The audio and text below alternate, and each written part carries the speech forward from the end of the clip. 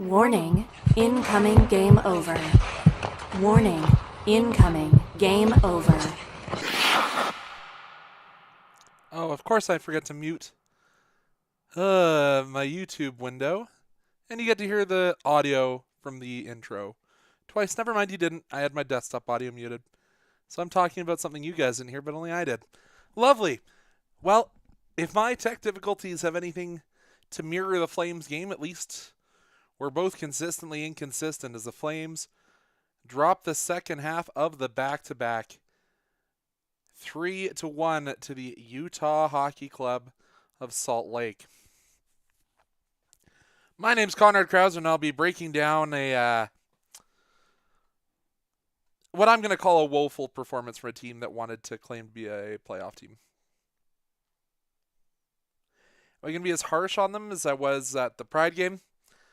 No, but this is a game you needed to win against a team that is beatable, below you in the standings, has fallen off in their pursuit of a playoff spot. This is a game that should have been, as Anand and I said, should have been a check mark in theory, and the Flames play 5 minutes of the first period, 5 minutes of the second, and then put all the pressure on in the last 7 minutes of the third. But hockey games are 60 minutes, not 15. They fall to the Utah Hockey Club. And boy, Matt C. in chat, our ability to somehow not score is elite. You can't teach that. Yes. And then you'll have the 04 truthers like myself saying we're seeing flashbacks to what happened in the Stanley Cup Game 6 happening over and over again in this one. But, Flames weren't a 60-minute hockey team in a game that requires 60 minutes played to win. So, before we get any further, let's jump right into our first advertisement. Shift into Hyperdrive and get ready to have some fun with your news source for all the biggest stories in hockey, bringing a unique style of broadcasting and commentary with a Quebecois flavor. Hyperdrive Hockey combines top-tier hockey analysis, big stories, pop culture, and a damn fun atmosphere that drives debate, makes you think, and even more. Join Max Vano, Daphne Malbouf, and Kevin Larmé when they return for your fill on the news from around the hockey world. Watch on YouTube at the Game Over Network channel or subscribe to the podcast on Apple, Spotify, Amazon, or wherever you get your podcasts. Hey, and you can head on over to their website, thegameovernetwork.com, for more news on that program. Oh boy, there didn't seem like there was a lot of Flames who wanted to play this hockey game. And for a team that is allegedly trying to be a playoff team, you can't have that many passengers. The train needs to be rolling all in a line and all together to get to the playoffs. Matt C. saying what I've been saying for a while. It sucks to get this close. And while the Flames aren't technically eliminated, the road is much harder. But we clearly aren't good enough to be in the playoffs, but it still sucks to get this far and miss, especially with the whole first round pick scenario. Yeah. If you've been a Flame for any period of time, or if you're an old head like I am, apparently, this really brings memories back to a lot of those post-Young Guns, pre-Johnny and Monty Flame seasons where it was Jerome McGinley and Alex Tanguay and Craig Conroy. The list goes on. Who are just not bad enough to get a draft pick to accelerate the team and not good enough to make the playoffs or make a deep run. And as a fan, that's the most infuriating part about this. Is, as I said last night, we don't have a game breaker. We don't have that elite talent to reach into the bag. But we should have had enough talent to defeat this Utah team. But let's go goal by goal and start with Kevin Stenlund opening the scoring.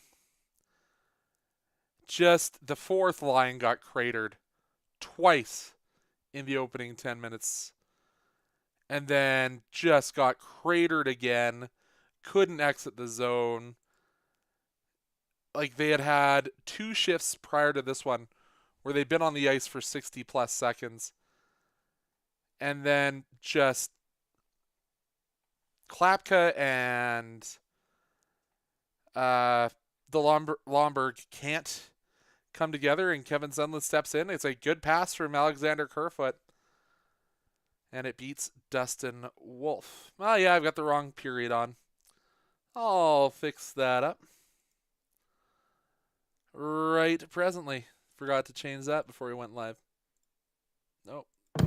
Warning, And then I turned incoming everything off, game and then I over. turned- Warning, incoming Oh boy. game over. That's the way as I said, this is just like the performance on the ice. Disjointed and absolutely shambolic. Carl Washington saying, "Let's go Blues. Better luck next year, buddy." Yeah, I hope so. I hope that we are golfing earlier next year. All aboard the Gradine train. Looking ahead is all we can do now. Valid points, but let's continue to go through this one. Barrett Hayton, the Flames. Rasmus Andersson with a terrible turnover outside his own blue line. This is a guy who played 25 plus minutes yesterday. Gives it away at the blue line, and Barrett Hayton is kind of one of the guys that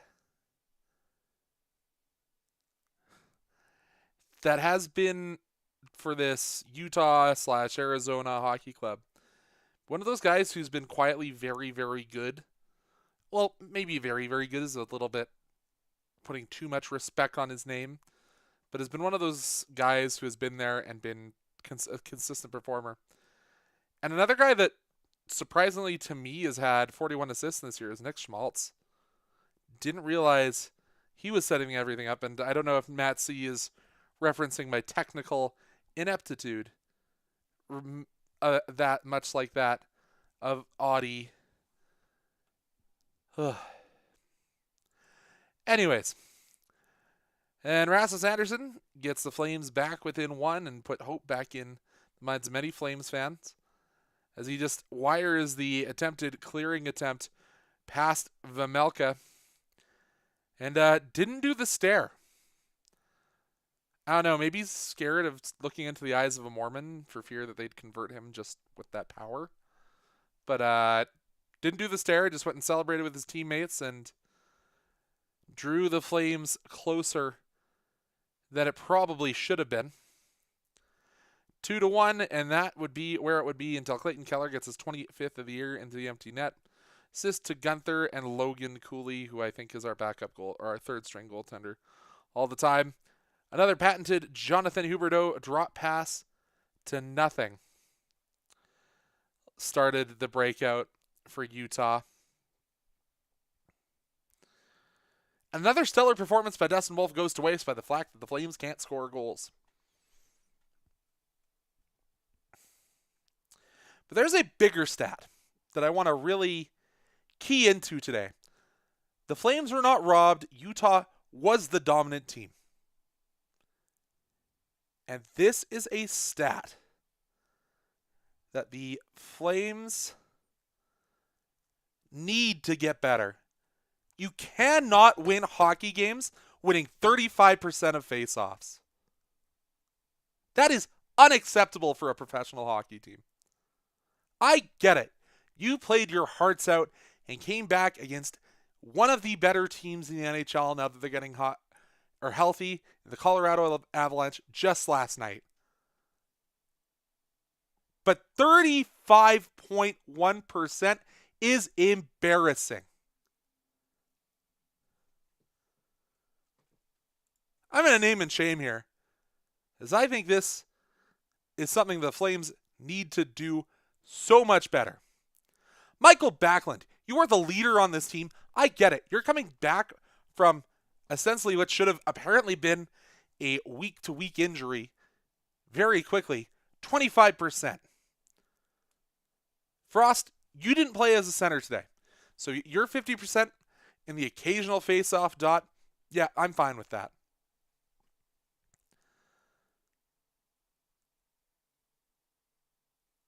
Nazem Kadri, 42.9. Nah, gotta be better. For the amount we're paying you, that is unexcusable. Joel Farabee, again, playing on the wing today. Yeah, he was 100%, sure. Kevin Rooney. If you want to earn that spot on that fourth line, you cannot be 0% in the faceoff dot. You heard me right. 0%. For a full-time center in the NHL who even takes faceoffs while we're shorthanded.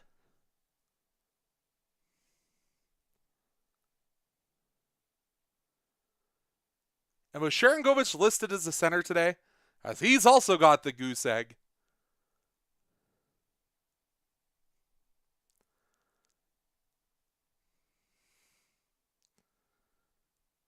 Actually, I'm going to look this up. What were our official lines today? Because who is our other full-time center listed as today? No, it was Morgan Frost. So Morgan Frost, as I said, 50%, that's fine. But Backlund and Rooney, under 25%, unacceptable.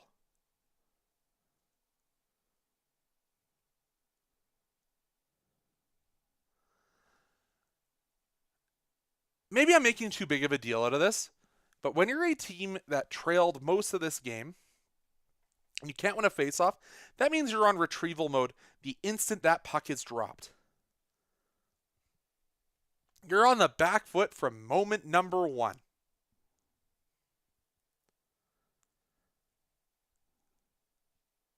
And it puts so much more pressure and so much more cardio onto those 6 men on the back end.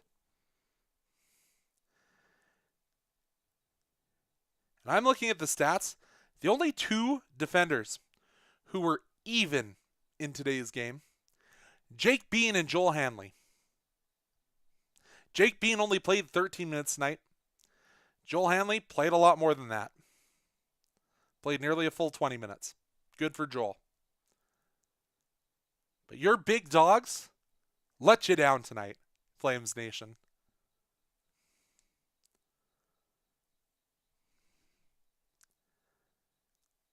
Your leaders did the exact opposite.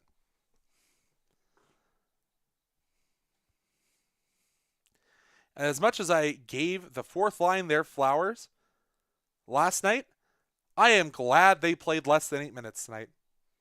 And I think a majority of those shifts, if I have to go look at the shift breakdown, would have probably come in the first period.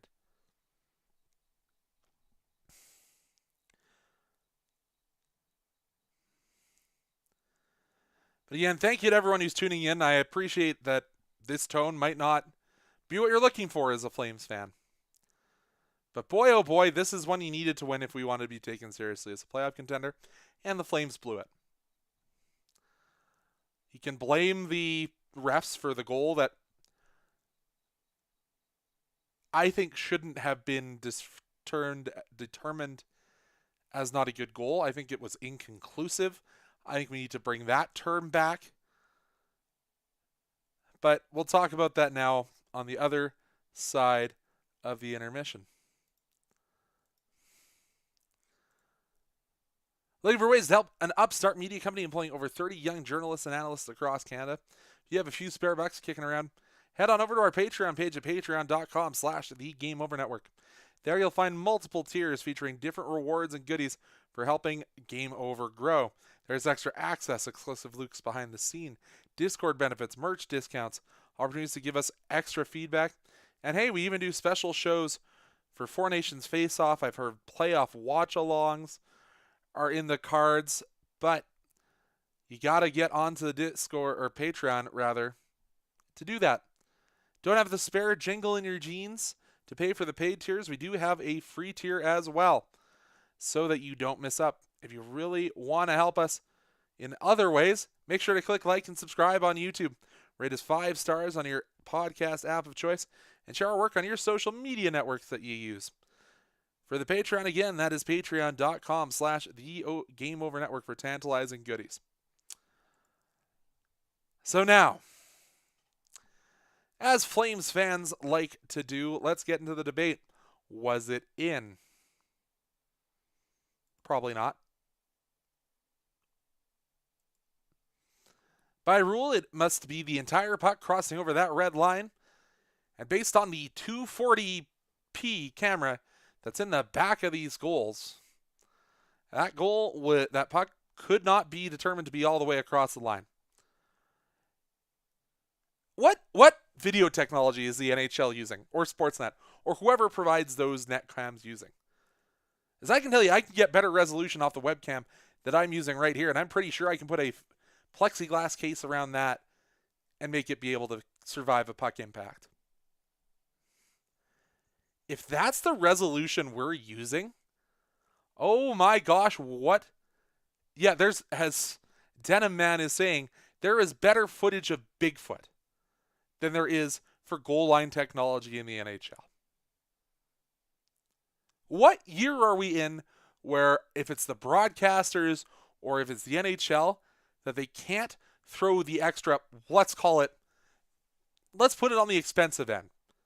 Let's call it a $900 4K camera. Can we not get that technology inside of an NHL goal?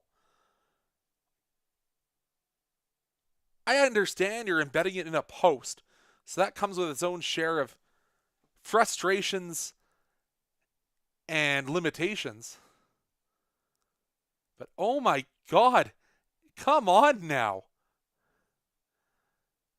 And trust me, I get that footage isn't like CSI, where it's the enhance, and it just comes up 100%, no digital degradation at all. But I swear it needs to get better. Or it's just the referee staring at that tablet, and all that's on that tablet is, if you've seen the TikToks of the ba-da-da-doo-da-ba-da-ba-da-ba-ba. That's what we're doing. Like, come on now.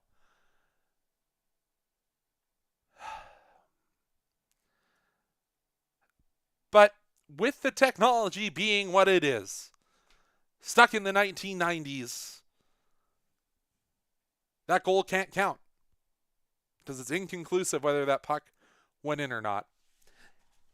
And if FIFA can throw sensors in the ball to tell you, oh yeah, the whole circumference of the ball is within the net, or no, there's a sliver that's still on the posts, how can we not do that with hockey?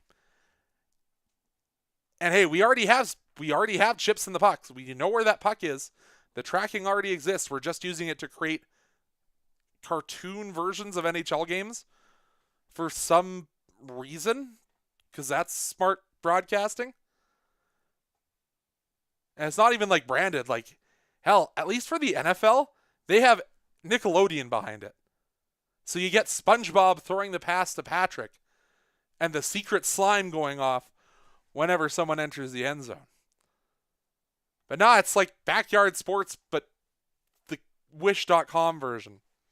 That's how we're going to use our sensor technology instead of, improving this game that we all watch. Or at least have some form of mass hysteria and we all tune into it once or twice a week.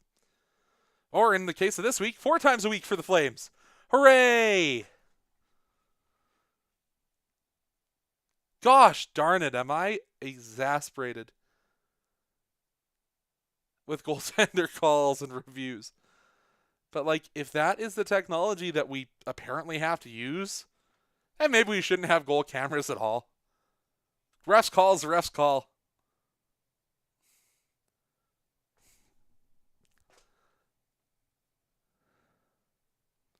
Or, hey, film it at 8K so you can do the zoom and enhance. I don't know. And man, it sucks. For those of you who don't know me, my NFL team is the Chargers. My baseball team is the Padres. And my NHL fandom is here with the Calgary Flames. I don't get a break from this pain. It's pain 365 days a year. So just take it, at least you aren't me. Or my housemate who I've dragged into the Padres fandom, I'm sorry.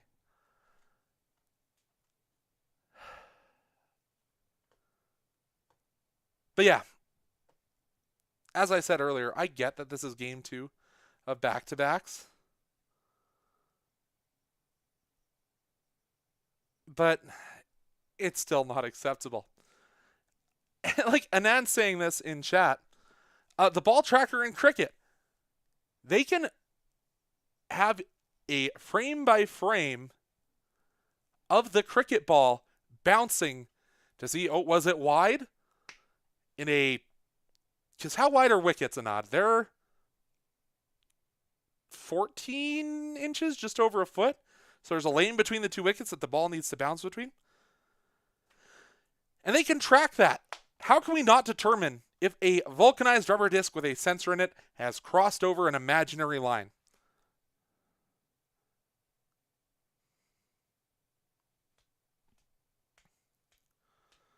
It's not that hard, ladies and gentlemen of the jury. Ladies and gentlemen in the Flames fandom. Or, hey, if Gary, if you're watching, let's get it done. Let's invest some more money in the tech. Oh, wait, you're retiring, so no more money is going to be invested, right?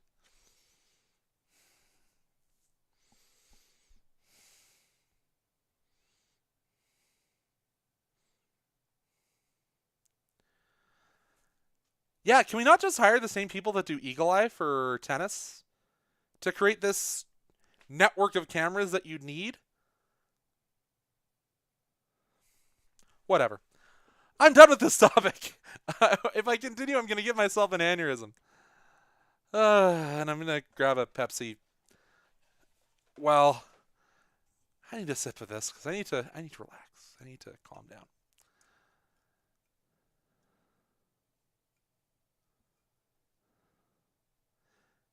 Don't make you do math this late in the evening, but the wide is determined by a bat length to the left or the right. See, the amount of cricket that I've played and watched is the warehouse games. So, you know, I watch modified cricket. But let's head into period number 3 as I take a sip of my beverage. If you're enjoying the show so far, you probably want more of it, right? Well, make sure you hit the like button on this video, click subscribe on our channel, and make sure to hit the notification bell when you're alerted when we go live, even if it was a little bit early today. I apologize about that. If you're listening to our podcast, please give us a 5-star rating and write a positive review. It really helps battle the algorithm demon that we're all fighting against. If you really like us, make sure to follow us on your favorite social media platforms. You can find the network on Blue Sky at thegameovernetwork.com, on TikTok and Twitter at GameOverNHL, or on Instagram, Threads, and LinkedIn at Game Over Network. I'm not on X anymore, but I am on Blue Sky. You can find me on Blue Sky at conradkrausert.bluesky.social or conradkrausert.bsky.social. You can find us also at thegameovernetwork.com, where you can sign up for the upcoming newsletter. So let's look at the standings, look at how the bell tolls for the Flames. As it was said earlier, the Minnesota Wild not in action today, but the St. Louis Blues are. But they took home a win, so they go to 89 points. Thanks, Detroit, for that one. The Minnesota Wild, they're at 88 points, 6 points ahead of the Calgary Flames that only have 1 game in hand. And hey, they're 4-2-2 in their last 10. Flames are 5-4-1, so maybe there's enough time to catch up to the Minnesota Wild. The team chasing behind us, though, we are now even in games played, but the Canucks are down a single point. But they are, however, also up 7 goals on goal differential. Utah, hey, they're only 2 points behind us now after that 4-point game. Maybe they can leapfrog us and push us even further down. But I don't think we're getting into the bottom 10 anytime soon. And with this Flames loss, the Vegas Golden Knights, oh, got a transition. The Vegas Golden Knights are officially locked in to the NHL playoffs. So the 3 teams locked in the West are the Jets, Stars, and Vegas Golden Knights. So as we said in the broadcast the other day, the Flames were set to rise up, and they did, to around 21% in the chance to make the playoffs, according to Money Puck. But let's check if those have been updated since the Flames have played. So this update was at 10:30 p.m. Eastern. So that would have been at 9:30, maybe just before the Flames game finished. 22.7%, I think that is before the end of the game today. You have to think that will drop down to somewhere in the mid-teens. And St. Louis will probably continue to raise, because I think this would have been finished after their game went final. They're at an 85% chance. 85.1, and Minnesota at an 85.5. So those are the 2 teams the Flames are trying to chase down. Colorado is effectively locked. They're at 99.9% chance, as are the Los Angeles Kings. They're at 99.92. But this brings me to another question that I've been kind of mulling over in my head. Should the Flames be on just, you know what? Let's try and lose out from here and see if we can drop, see if the Ducks can overcome us in their 9 games that are still remaining. Flames only having 8 remaining. Could we drop down and maybe end up just outside the top 10? And, let's give Montreal the best pick we can. Right. And I know what the sad state of affairs is. The Montreal Canadiens are currently in a playoff spot in the East. You heard that right. They're at 79 points in 74 games played. Of course, Blue Jackets, Rangers chasing them down. And if the Red Wings can ever win a game again, they might be in the hunt there. But hey, at least they aren't the Islanders who have lost 4 straight. Oh boy.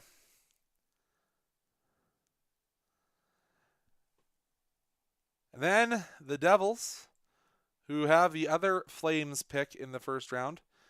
They're at 87 points. I would say they're probably going to stay out of this wild card for a little bit. They've opened up a little bit of a gap on the Senators, but they have played many more games than the Sens. And Florida, they're playing in one of the toughest divisions in hockey, so it all depends on where they end up in that Eastern Conference. As they're even in games with the Leafs, but down 2 points, and I do believe they have one more face-off between the 2 of them. So the Flames playoff hunt, it's not quite time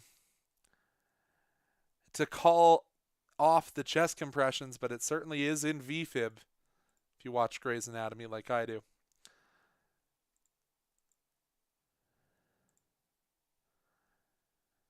Now it is time.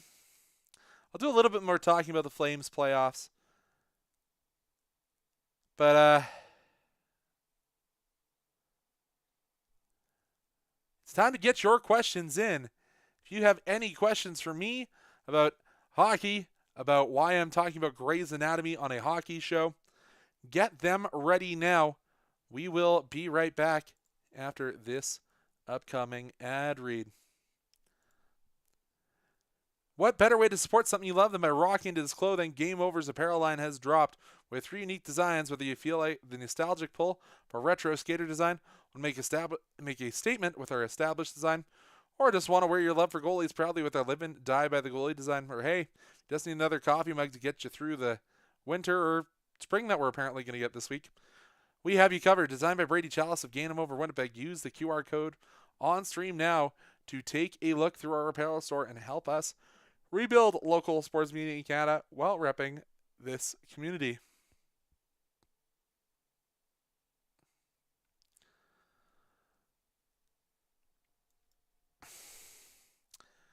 You know what? That's probably a good thing to be telling yourself, Matt. Is that this is not a deep draft. Really tapering off after that top 5, as we talked about with Matt DeMille about a week ago. There's not a ton of depth behind that top 5, and the top 5 is fairly interesting time to be alive as a Flames fan. As I'm just going to pull up a couple mock drafts here, see. Because that mushy middle, where the Flames are scouted to pick, because if we ended the season now, I do believe the Flames would be in that 15 to 20 spot. They've officially got us listed at 16th on this mock draft that I'm looking at on mynhldraft.com, which is Justin Carbonneau. He's a right winger from Blainville-Boisson, a very Montreal pick, even though, as Andrew said, the Canadians don't really actually draft that many Quebecois players. They do tend to sign them later in their careers. And I've never heard of this man in my life. He could be an EA Sports generated player for all I know. But I'm also not watching a ton of junior A hockey right now, or triple or major junior either. So if we look down to where Flames are stated to draft, the 20th best prospect according to this amalgamator is Cullen Potter, a center left wing from Arizona State. Of course, Flames don't have a great history of these young guys coming out of the NCAA other than Matt Coronado. Of course, everyone remembers the Adam Fox situation and refusing to sign with the Flames. And Jack Nesbitt out of Windsor, another center, is kind of in that slot where the Panthers selection would be. All right, we had a little bit more clarification of the wide rules in cricket. Who knows? I'll probably learn those when I have time. I do watch somebody play cricket on Twitch. So maybe I'll learn a little bit more through that. How are the Oilers not locked in yet? It's just mathematics and statistics. Who can catch them? Not technically locked in, but as I said, 99-point-something% chance to make it. Just a what-if hypothetical. But how much different would Anthony Mantha and Justin Kirkland made to save this year? If Justin Kirkland's rise had been what it was slated at, we would not have seen Kevin Rooney as much as we have. And boy, oh boy, was this team statistically better when Kevin Rooney was not a center on this squad. It's just the facts. Justin Kirkland could have been super important for this season. Would have helped with the shootouts. As Anand says. But that's a small sample size. We don't know if his meteoric rise would have continued or what the ceiling was there. And hey, we've seen that we've had some pretty pathetic stats in the faceoff dot. Who knows if Justin Kirkland could have improved that or not.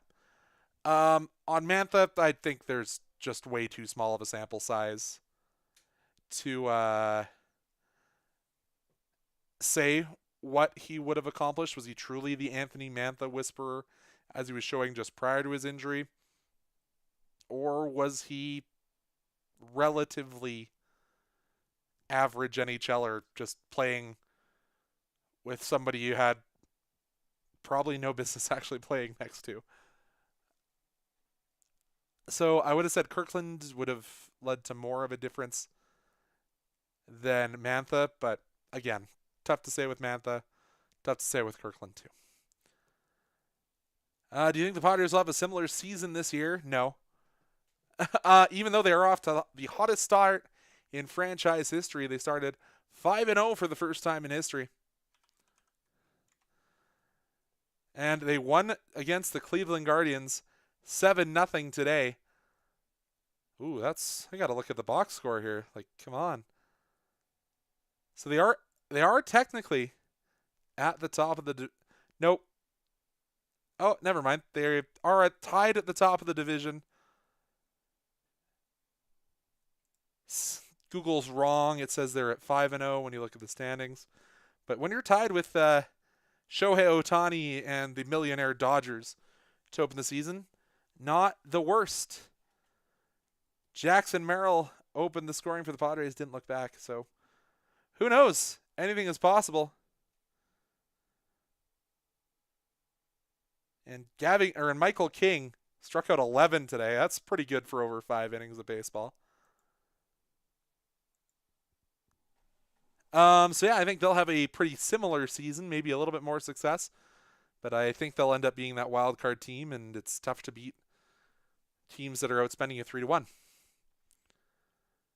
Wranglers lost, Flames lost, tough day today. Yeah. The baby Flames, the Wranglers were hot to start off this year, but they really have kind of fallen off a cliff in the last month, so it's not looking great for the Wranglers. And since they didn't send Dustin Wolf down in a paper transaction even, I don't think he's eligible to play in the Wranglers playoffs, which kind of maybe would have been nice for Conroy to do, to just get him some extra games. I don't even know if he was eligible. I'm not paying up to date with those eligibility rules when the Flames are in a playoff race. And did the Hitmen play today? I think there was some Western games today.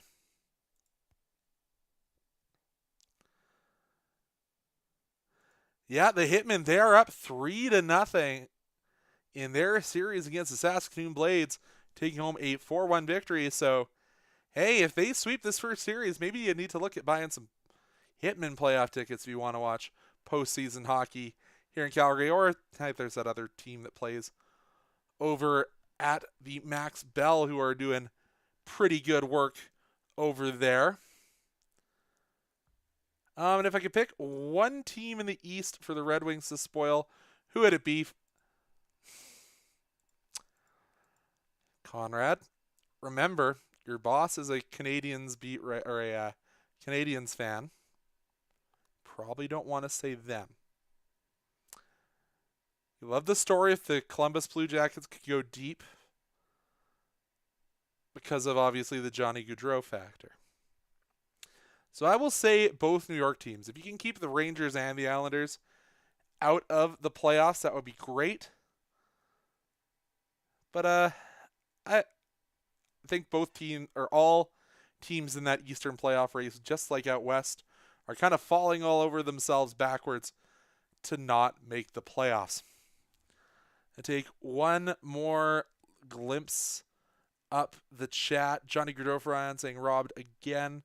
Kind of talked about how I don't share feelings like that. The Flames had their destiny in their hands, and pretending they were the Rob Maber of old, punted about 54 yards on average down the field. Actually, who do the Stampeders have as on the roster as a punter? I don't think they have one right now. I was going to say Cody Grace, but he went to Edmonton. Hi, Audie. Yeah, that was the joke that I pulled an Audie. I think that's everything. Once again, your Flames fall 3-1 to the team that calls Salt Lake City, Utah, their home. The Utah HC. Next game, let's open up our back end and see who is up next on the schedule. I believe it's Anand. No, it's myself again on Thursday as the Flames take on the Ducks. So yeah, Anand's probably working a Calgary Canucks game that day. But yeah, it is me at 7:30 on Thursday. Puck drop against the Ducks. Once again, it will be me bringing that game home. Oh, that's a full day for me. On Thursday, I actually head out to Okotoks. If you want to watch some amateur hockey at noon on a Thursday, I'm doing some U17 AAA provincials. Head on down to Okotoks if you want to watch that one. Matt, so you know, I thought AU's vlog is Audie. No, that's Anand Unnithan, our other host of Game Over Calgary. Audie's just Audie James when he shoves up in chat.